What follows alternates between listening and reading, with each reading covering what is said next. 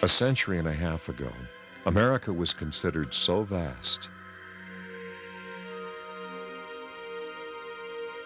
her mountains so high, her rivers so wild, and her forests so dense that she could never be crossed. But a few courageous men with vision decided this great American wilderness could be tamed.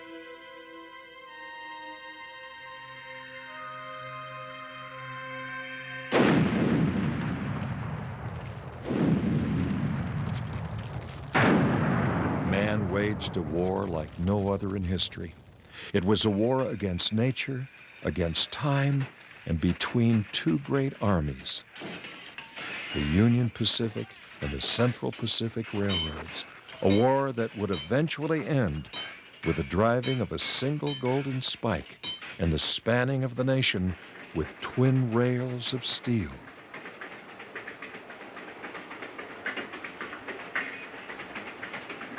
This is the story of the men and women who fought to drive that last spike in America's transcontinental railroad.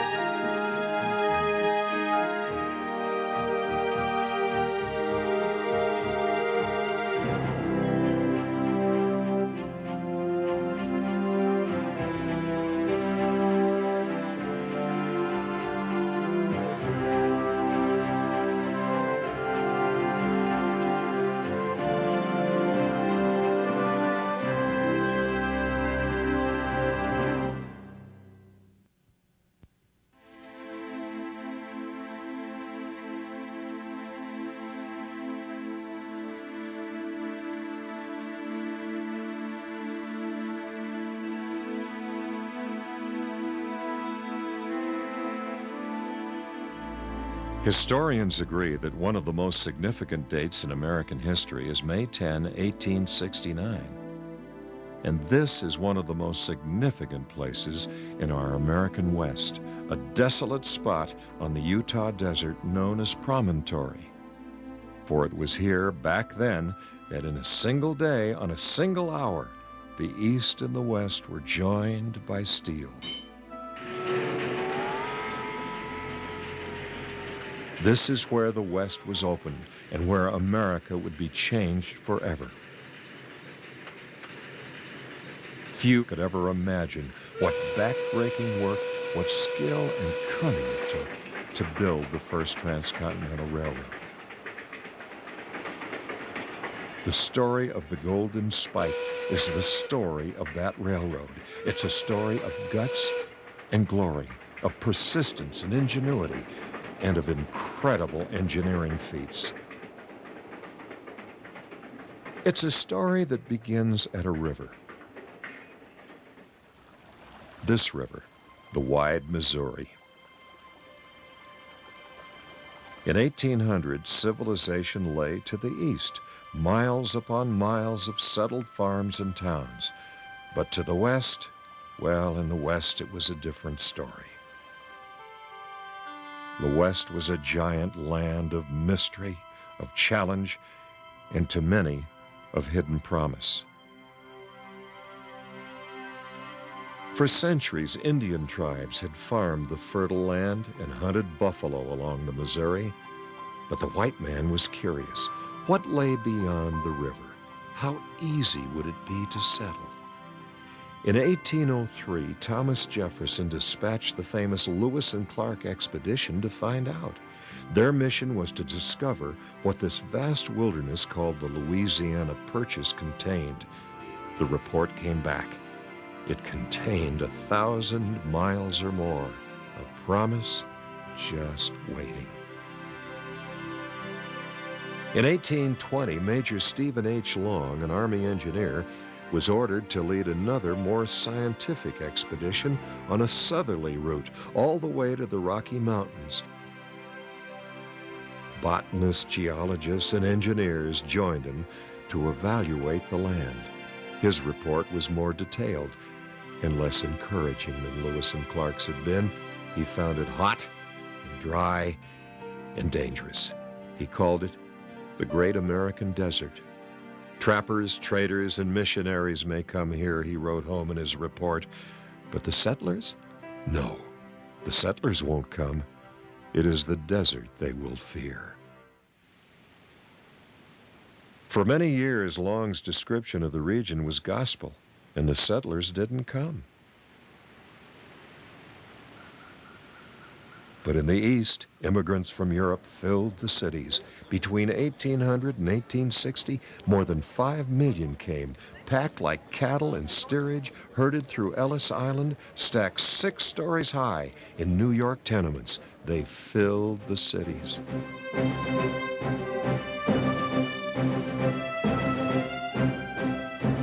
The more crowded it became, the more they dreamed of land, of open spaces and room to grow. And the only way to grow was west, into the frontier, into that great American desert.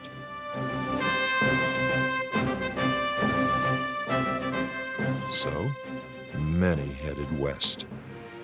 Their journey would be a long and dangerous one. There were other ways to cross the wilderness, but most joined a wagon train. For them, it was an arduous trip.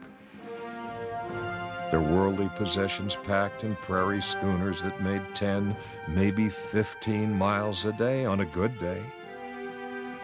1 foot in front of the other, they trudged all the way across the frontier.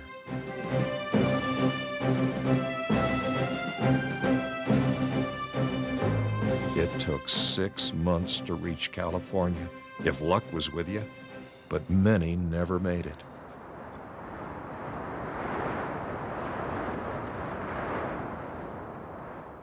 There was good land along the way. Some farmers were tempted to stop and settle down, but it soon became obvious there was no way they could get their crops to market and no way to get supplies, so most moved on through that 1,000 miles of promise. It became obvious that the West needed transportation, not the sort to miss a choice opportunity. The voices of the politicians were raised. In 1850, Illinois Senator Stephen A. Douglas declared, "The tide of immigration and civilization must be allowed to roll onward." Missouri Senator Thomas Hart Benton echoed the call. "I should be in favor of seeing an army of laborers employed upon building a great railroad communication." But where to put the first transcontinental railroad? Up north, where the route was shortest, or through the south, where grades were the easiest? Both sections of the country wanted the railroad for its own. It quickly became an issue of North versus South, of slave versus free as the Civil War approached.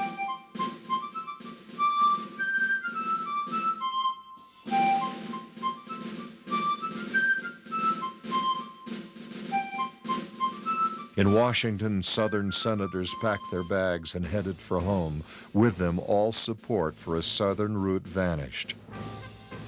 The railroad would go to the north. On July 1st, 1862, President Abraham Lincoln signed the Pacific Railroad Act. It gave great tracts of land to the owners of the Union Pacific Railroad once a line was built west along the most direct route from Nebraska Territory to California. No sooner was the ink dry than an entrepreneur by the name of Thomas C. Durant set out to get financing for the venture. Meanwhile, out west, another railroad was authorized to lay its line east from the Pacific coast to connect with the Union Pacific. The result was to be a continuous ribbon of steel from the Missouri River to California.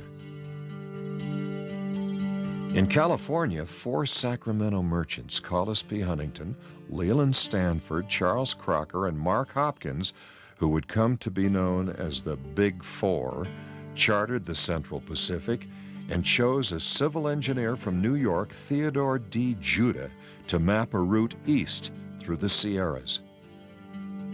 Ground was broken almost immediately on January 8, 1863.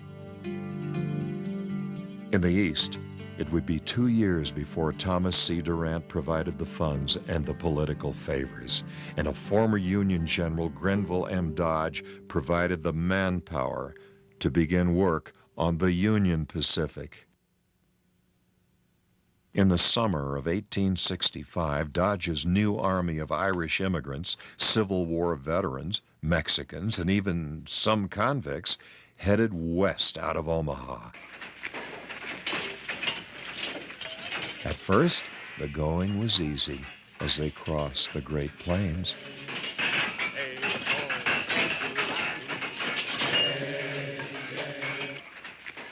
But in the West, it was a different story.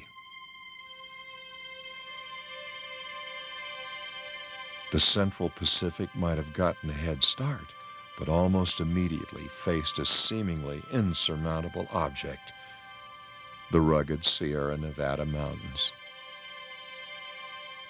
It was also difficult to keep workers. Although pay was good, $4 a day plus board, gold strikes in the nearby mountains lured away many men with dreams of easy riches, men who were expensive to replace. Collis Huntington was understandably cynical about the difficulty of the job. Who could build a railroad across mountains like the Sierras, he asked. His partner, Charles Crocker, thought he had the answer. He urged his construction foreman, J.H. Strobridge, to hire Chinese workers. They were industrious, he felt, eager to work and plentiful in California, and they were not influenced by dreams of instant wealth. Strobridge was not so sure. "I will not boss the Chinese," he declared, and passed off the idea. But Crocker was insistent, arguing that the people who'd invented gunpowder and built the Great Wall of China just might be able to build a railroad. A compromise was reached, and Strobridge hired 50 Chinese for a month's trial. Before the end of 1865, 7,000 Orientals were boring, clearing, and laying track for the Central Pacific.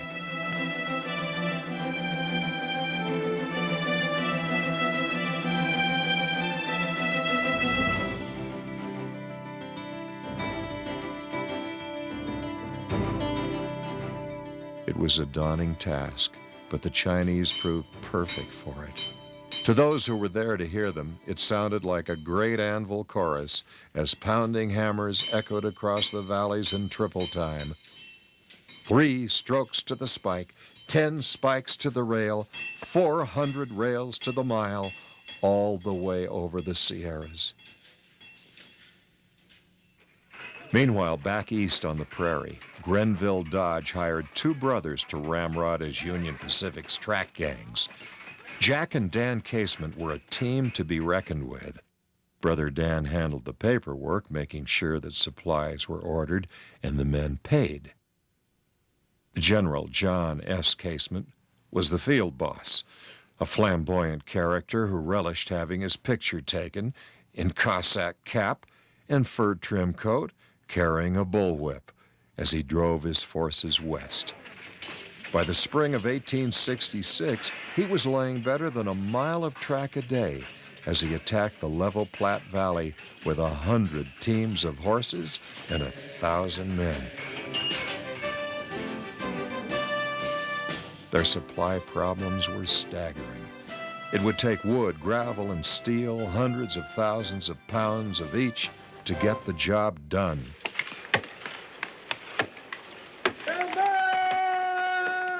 Lumber would have to be cut from faraway forests, lumber for ties to support the iron rails, 10 million ties in all, lumber for bridges, and in the mountains in winter, lumber to build the snow sheds. Rails would have to be forged, 800,000 rails, and 8 million spikes, and 1 golden spike. All brought hundreds of miles from faraway mills. Men and livestock needed food. Locomotives needed water in the arid American West, and none of it was close at hand.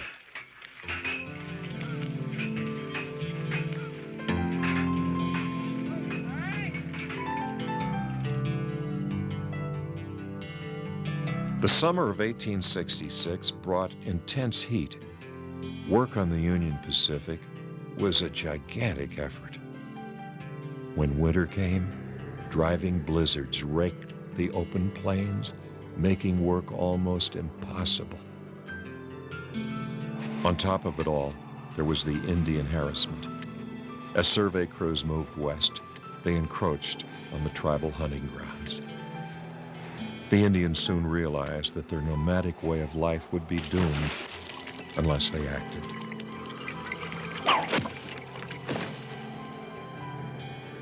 Those in the forward parties were the most vulnerable and were warned not to stray far from camp. John Summers' diary read, "We heard last night that the Indians were fighting hard yesterday. They'd killed 2 men in our party alone."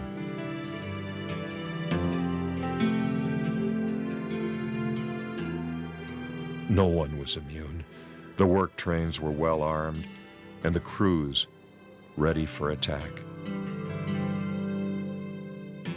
The harassment began not far from Omaha and continued all the way west to Utah.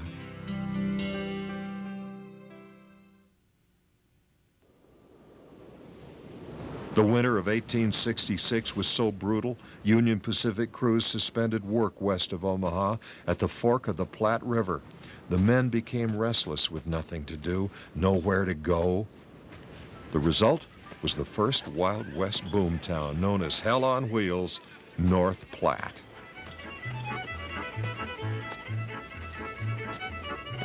From then on, as the work crews drove west, temporary shanty towns would appear at the end of track. Bars and brothels would set up shop, eager to part the workers from their wages.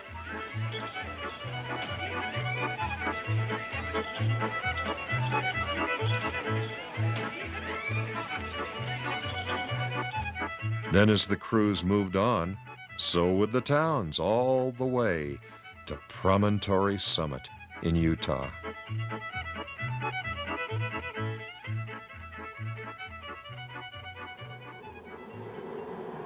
While the Union Pacific lay idle during that first bitter winter, the Central Pacific was still storming the Sierra Nevada.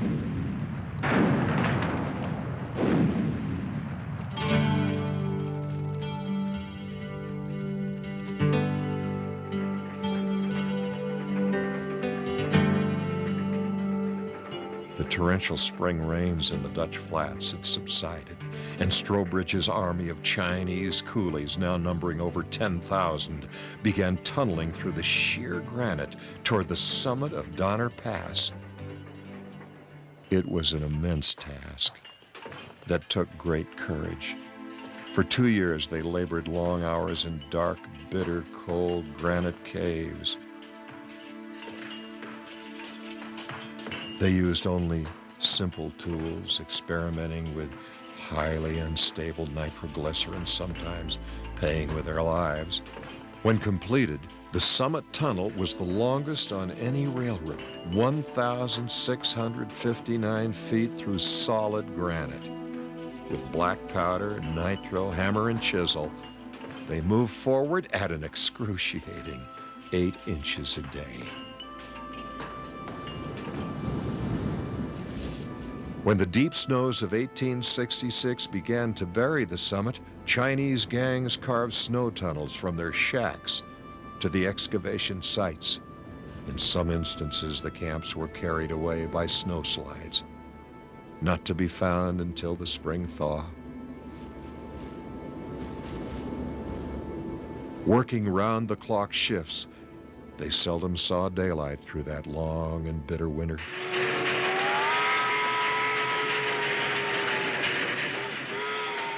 To this point, the Central Pacific laid only 39 miles of track at a cost of $8 million. But those 39 miles are considered even today to be the most difficult ever built by any railroad ever. By the spring of 1867, the crushing snows and zero weather that had confined the Union Pacific to North Platte gave way to floods. In spite of the devastation and increasing Indian attacks, Jack Casement and his crews reached Cheyenne, Wyoming territory by mid-November. In April of 1868, they drove over and down the west slope of the Black Hills and founded Laramie. Only a few months later, 2,000 people were living at the railroad camp there, which featured a brand new hotel already set for passengers from the east who were sure to follow. But as the Union Pacific drove west out of Laramie, it entered country that became more and more desolate and inhospitable. For the Central Pacific, 1868 was a remarkable year. The treacherous Sierras were crossed now, and their Chinese graders and Irish track layers were putting down 350 miles of track across the Nevada desert at better than a mile a day. The conditions were anything but ideal. The alkali soil gagged in their throats. It made their lungs bleed. The water, what water that could be found, was unfit even for the steam engines. But at least the mountains were behind them.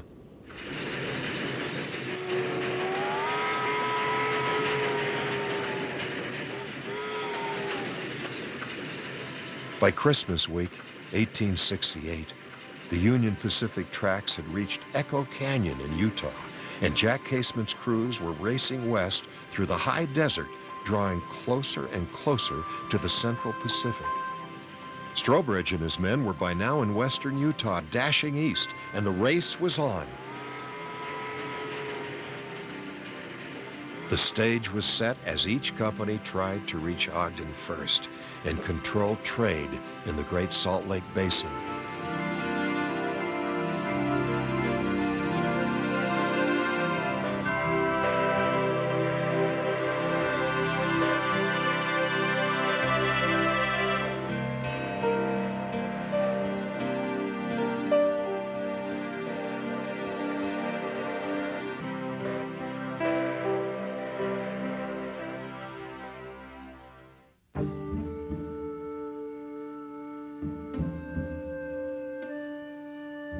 According to the Pacific Railroad Act, aside from land, both railroads would be paid by the government for each mile of track they laid, $16,000 a mile over flat land, $48,000 a mile in the mountains, and over $30,000 through the arid high desert. By now, competition was so stiff that advance gangs from both railroads were pushing on past one another, grading roadbeds side by side in the opposite direction. Finally, Congress had to step in to stop the duplication. On April 10th, 1869, word came from Washington. The tracks would meet at Promontory Summit in Utah Territory. All grading ended 2 days later. There's 20 terriers a-working at the rock, and the boss comes along and he says, "Keep still, and come down heavy with the cast iron drill, and drill ye terriers drill, and drill ye terriers drill. It's a work all day for the sugar in your tay, down along the railway, and drill ye terriers drill, and drill ye terriers drill, and blast, and blast, and fire." The following week, track layers were 50 miles apart and closing fast. Union Pacific crews were bragging they could lay 6 miles of track a day, and they did. Both companies knew they were completing a monumental task and that the eyes of the nation were on them. So as not to be bested, Charles Crocker bet that his Central Pacific cruise could do better than 6 miles a day. He wagered Thomas Durant $10,000 that they could lay an unheard of 10 miles of track, then sent his construction boss to see it through. J.H. Strobridge invited Grenville Dodge to watch. Early on the morning of April 28, the two bosses met at the end of Central Pacific Track. Before dawn, Strobridge's men went to work.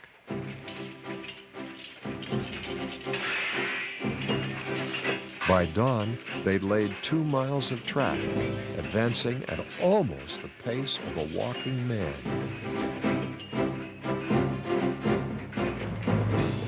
At 1:30 in the afternoon, the lunch whistle blew. 6 miles of track had been laid, Union Pacific's record, and there was still half a day to go.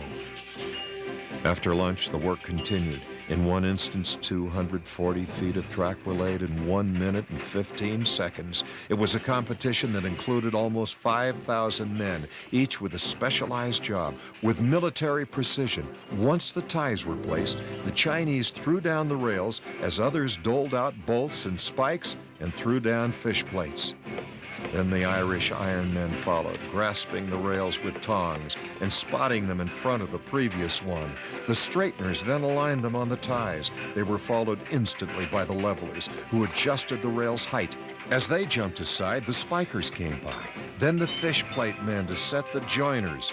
More spikers followed. Finally, tampers, by the hundreds, smashed home the ballast. When the whistle finally blew at dusk, the Central Pacific had placed 25,800 ties. 3,520 rails had been laid, 28,160 spikes were driven home, and over 14,000 bolts were secured.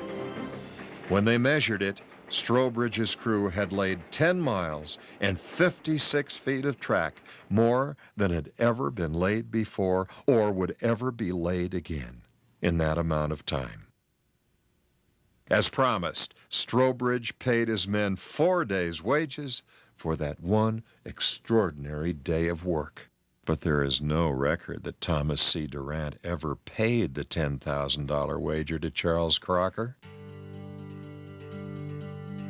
By May 1st, 1869, the Central and Union Pacific lines were approaching Promontory, and it was decided that May the 8th would be the official day the rails would be joined.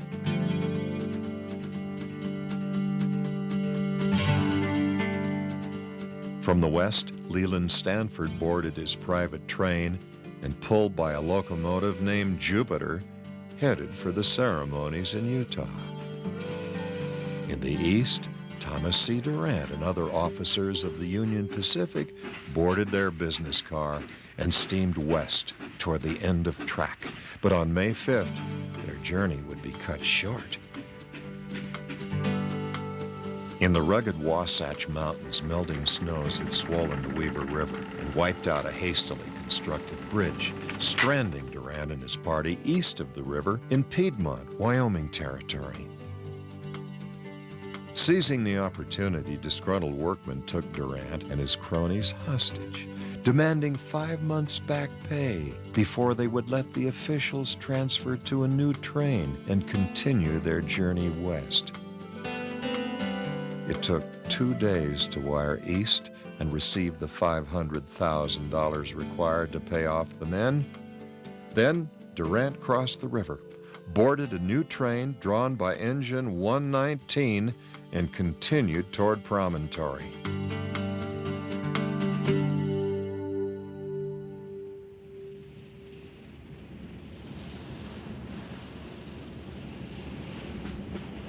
The incident delayed ceremonies at Promontory by 2 days. May 10th dawned overcast and cool at the summit, a wind-swept and desolate place where the two halves of the nation were about to be joined. Union Pacific rails approached from the north, but stopped just short of the Central Pacific. To the southwest, the Central Pacific had brought several cars and at least one locomotive up to the end of track. By 10:30, Durant's delayed train had arrived. Photographer Andrew J. Russell set up his bulky bellows camera outside car number 29, where railroad officials, including Grenville Dodge, gathered for a picture. Durant was conspicuously absent. Historians speculate he was inside his private car nursing a severe hangover. As noon approached, Union Pacific Irishmen put the second-to-last rail in place and spiked it. Then Central Pacific Chinamen laid the final rail. The scene was now set for the ceremony. By chance, 3 companies of the 21st Infantry headed for duty in California happened to be at Promontory that day. So as the Jupiter and the 119 drew slowly toward the spot where the final spike would be driven, their regimental band played, brightening the gloomy weather. Officers of the Union Pacific gathered for one more photograph. Durant had made it into the crowd this time, but apparently his headache wasn't getting any better. Then a telegraph was set up at trackside. Working from a small table nearby, W.N. Schilling attached a wire to a sledgehammer, another to a spike, so that the final blows could be heard as they happened on America's first nationwide telegraph hookup.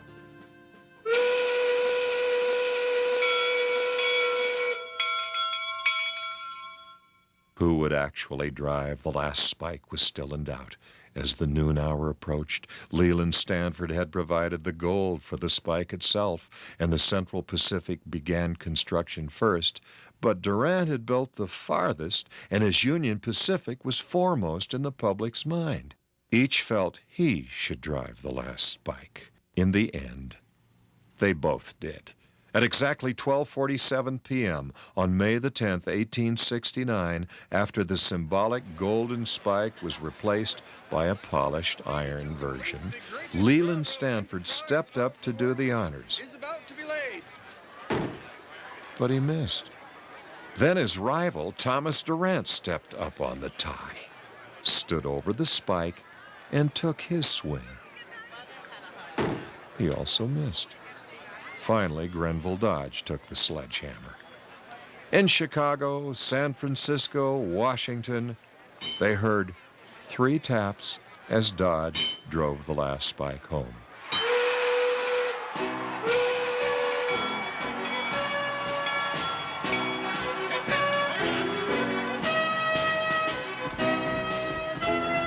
Then Schilling tapped out the word, done. Whistles shrieking, the Jupiter and 119 then moved forward, prodding spectators aside. Champagne bottles were uncorked, the band played, and observers cheered. And in what has become perhaps the most significant photograph of the century, Grenville Dodge and Central Pacific Chief Engineer Samuel S. Montague shook hands, a half a world behind each back.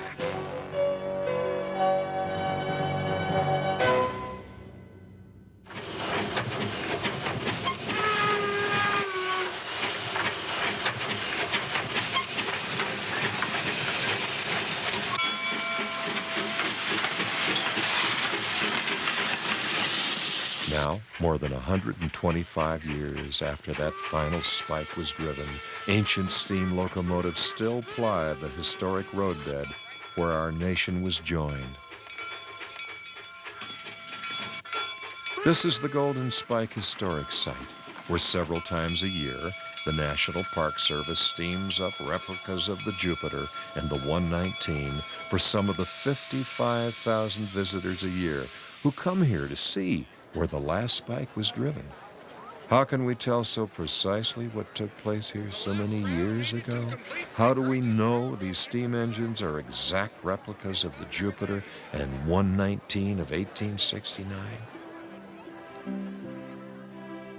In great measure, it's due to the photographs taken by one man, Andrew J. Russell. His image, the East and West shaking hands at the laying of the last rail, has become not only one of the most viewed photographs of all time, but a symbol of our national pride. Aside from being an excellent record of one of the great technological achievements of the day, historians agree that the Russell collection is a crown jewel of American photography.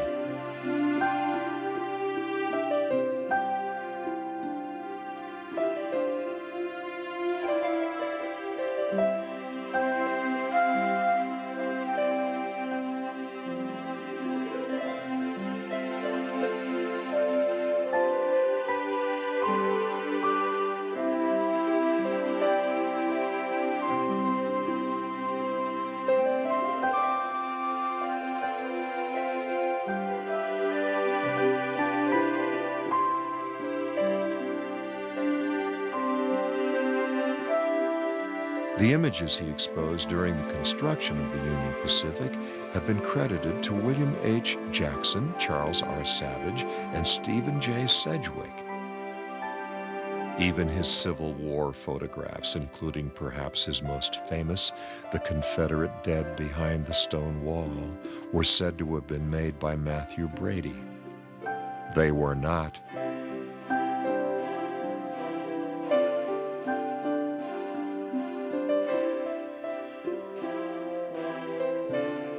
The story of how Andrew Russell so completely documented the building of the Union Pacific is a fascinating one, and it begins in the spring of 1868, a full 4 years after ground had been broken on the railroad.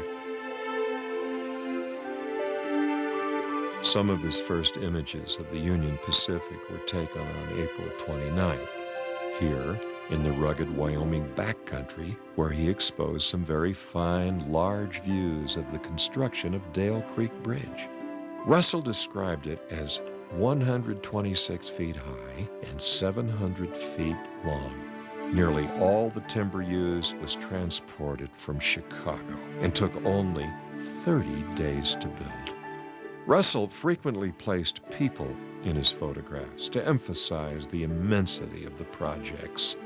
His large glass plate negatives were so detailed that here several proud workmen are easily seen as they rest near their temporary home. Horses can be seen grazing near the barn, and work carts scattered along the construction site are easily recognized. Even the wires holding the bridge firm against the fierce Wyoming winds can be seen in this remarkable photograph. To show how treacherous these early bridges could be, Russell photographed the approach to Dale Creek and the ominous sign there warning engineers. Building the railroad was a back-breaking feat, and so was photographing it. To begin with, cameras were bulky and hard to move around in the field. Photographers had to bring their own darkrooms with them. Russell carried his on the back of a wagon. His fragile 10 by 13-inch wet plate negatives had to be developed as soon as they were exposed, in a cumbersome, smelly process that took the better part of a half hour for each picture.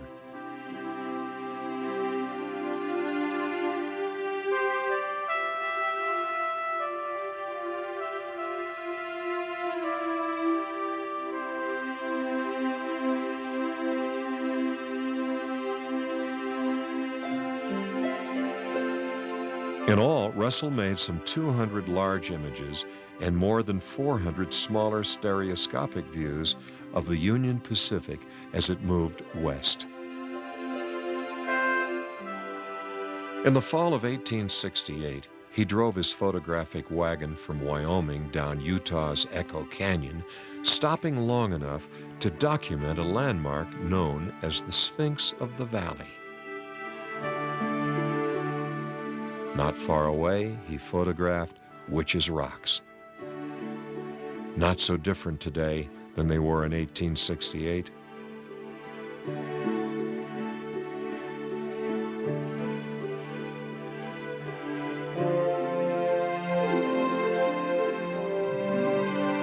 Driving on to Promontory, he photographed the bore at tunnel number 3 in Weber Canyon, and further on, 3 Union Pacific steamers testing the new bridge at Devil's Gate. Further still, he found the 1,000-mile tree, a natural landmark 1,000 miles west from Omaha. Finally, before heading on to Promontory, he made a side trip to a rustic Salt Lake City.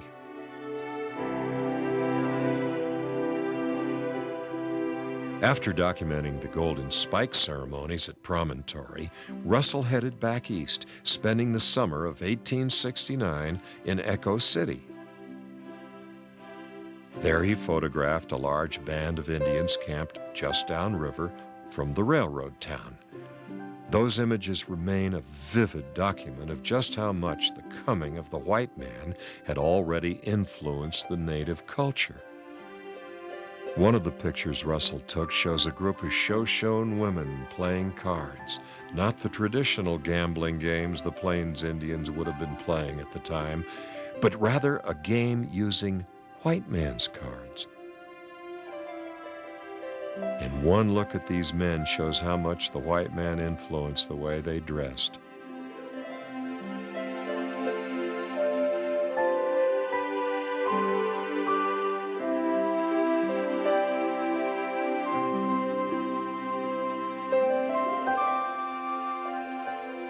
With the winter of 1869 approaching, Andrew Russell packed his gear and he headed east.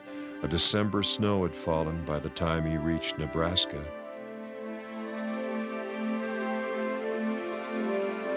Russell returned to New York in December of 1869 and published 2 series of stereo views, one for the Union Pacific and one under his own name. He then joined the staff of Frank Leslie's illustrated newspaper, where he worked until 1889.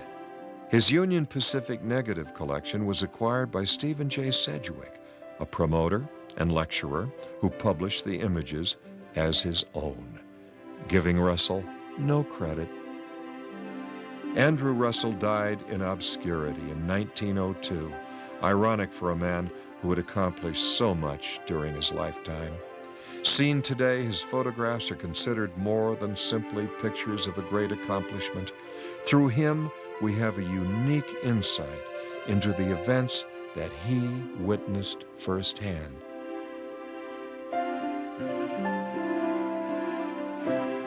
He wrote in his diary, "Last Monday, as I witnessed the driving of the last spike in this great work, I felt a pride in being, in a certain sense, a representative of the people.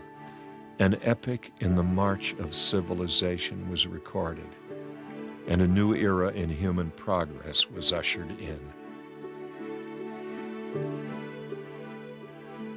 And Andrew J. Russell had captured it all.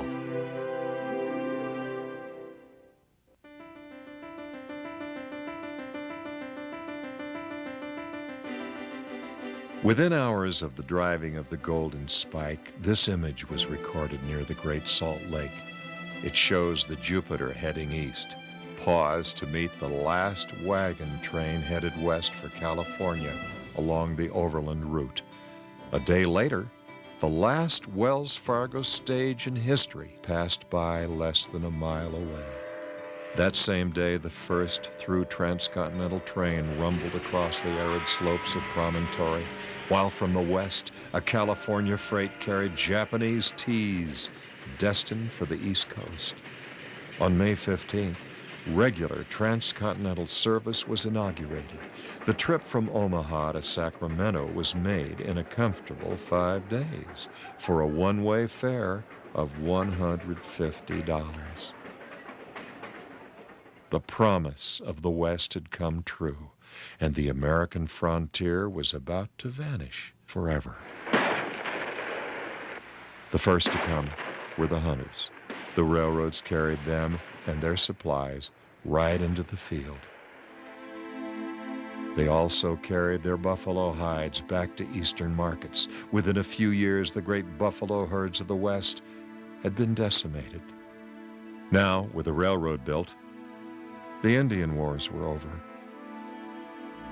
And with the buffalo gone, the Plains Indians' way of life disappeared. Their prophecy had come true. The great American desert, thought by Major Stephen Long only 50 years earlier to be unfit for man, was now tamed. Settlers by the hundreds of thousands came, flowing out of Europe to America, from the ghettos and the tenements of the East. They were carried into the heartland by the railroad.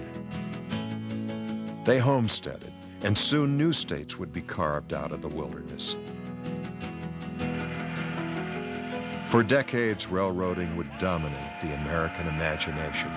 It is no exaggeration to say that in the span of one man's lifetime, railroads would build the United States into a world power.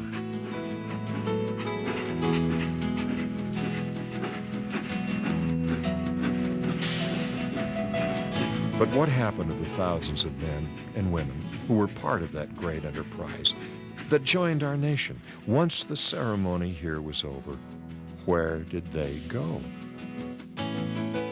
Most of the workmen picked up their tools and moved to other jobs. Some stayed to populate towns along the line, while still others were lured to the California gold fields. Grenville Dodge, so successful as Union Pacific's chief engineer, went on to build the Texas Pacific Railroad and would live on until 1916 when he succumbed to cancer. President Thomas C. Durant became embroiled in scandal shortly after the Union Pacific was completed. His reputation never recovered, and he died in poverty in 1885. General John Casement, his flamboyant construction boss, went on to work on the Northern Pacific and would finally settle in Cheyenne, Wyoming, where he would become its delegate to the U.S. Congress. Theodore Judah, who mapped the Central Pacific route across the Sierras, never lived to see it completed.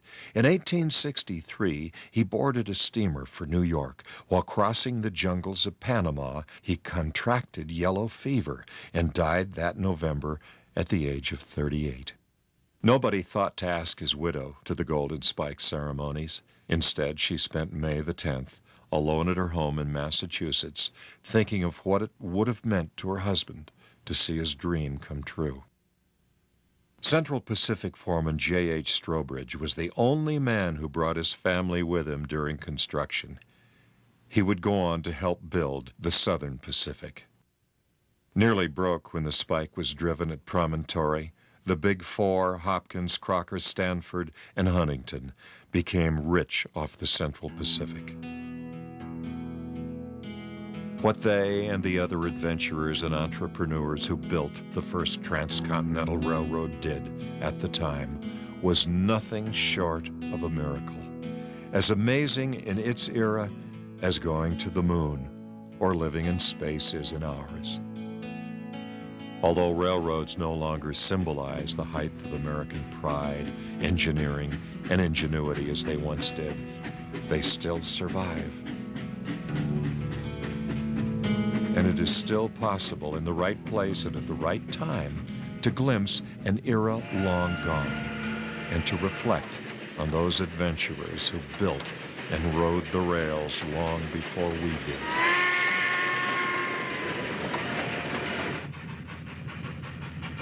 The railroad is one of our great American traditions, and the Golden Spike is a tradition that sets us apart from any other people on earth. I'm Adam West, and we hope you've enjoyed this look at an American tradition.